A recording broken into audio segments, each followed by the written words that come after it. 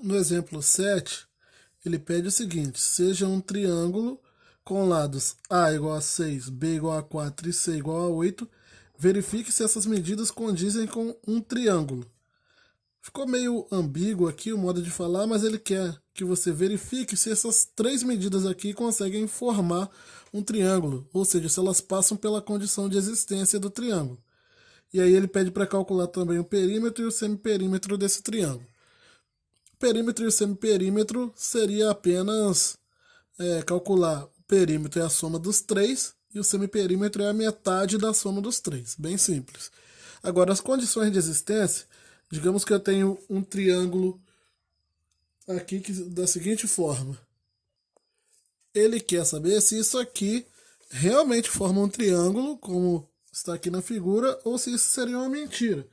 Para saber isso, basta verificar a condição de existência, ou seja, 8 é menor que 6 mais 4? Sim, porque isso daqui está dando 10, né? 8 é menor que 10. Perfeito, a primeira condição de existência passou. O 6 é menor que 8 mais 4? Também perfeito, porque 6 é menor que 12. E o 4, perdão, é menor que 8 mais 6? Também é perfeito aqui, porque o 4 é menor que 14. Então, passa pelas condições de existência, logo essas três medidas formam um triângulo. 6 menor que 12, 4 menor que 14, 8 menor que 10. O perímetro, 2P. 2P é o símbolo de perímetro. É 8 mais 6 mais 4, que dá 18. Então, 2P é igual a 18. O semiperímetro é P, é metade do perímetro, então P igual a 9 centímetros aqui também. Então o perímetro é igual a 18, o semiperímetro igual a 9, e isso realmente forma um triângulo. Um outro tipo de pergunta que poderia se fazer nesse tipo de problema seria perguntar qual o intervalo, ou no caso aqui seria a qual intervalo pertence o valor de A, perdão, o valor de X. Então, a qual intervalo pertence o valor de X? Eu tenho um triângulo aqui, 3, formado pelos lados 3, 8 e X, e para isso aqui ser um triângulo, esse x aqui não pode ser qualquer valor. Tem um conjunto de valores aos quais o x tem que pertencer, que isso aqui vai formar triângulo, porque dependendo do valor de x, não formaremos triângulo. Imagine aqui um exemplo bem simples. Vou pegar... Deixa eu pegar aqui duas tampas de caneta e uma caneta. Olha só, imagina que eu esteja com duas medidas. O que significa a condição de existência? Imagina que esses dois pedaços de caneta são dois segmentos, essas duas tampas de caneta são dois segmentos, e a caneta inteira seja um terceiro segmento. Você testar a condição de existência significa testar isso aqui, ó. Se eu juntar essas três medidas, isso aqui nunca vai formar um triângulo, porque esse lado aqui nunca vai se encontrar com o outro ali para formar triângulo. Por quê? Porque esse terceiro lado aqui, ele é maior do que a soma dos outros dois. Então nunca vai dar triângulo, ok? E qual é o valor de x que tem que entrar aqui para que isso seja um triângulo? São vários. Na verdade, será um conjunto de valores, que vai ser um intervalo. E decidir isso significa eu testar as condições de existência, o que faz com que eu caia em algumas inequações. Alguns de vocês provavelmente já viram inequações na vida, outros talvez não tenham visto ainda, mas inequações é um assunto que nós revemos, relembramos ele no primeiro ano do ensino médio e aprofundamos para alguns tipos de inequações mais complicadas.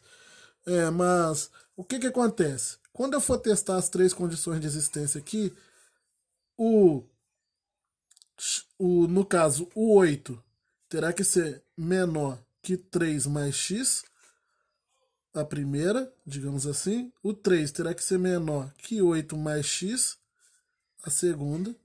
E o x tem que ser menor que 8 mais 3. Aqui sai fácil, né? Ó, o x tem que ser menor que 11.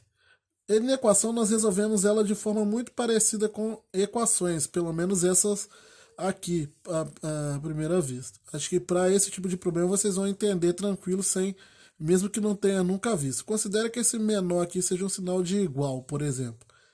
Então o x tem que ser menor que 11. Nesse caso aqui, eu tenho que o 3 tem que ser menor que 8 mais x.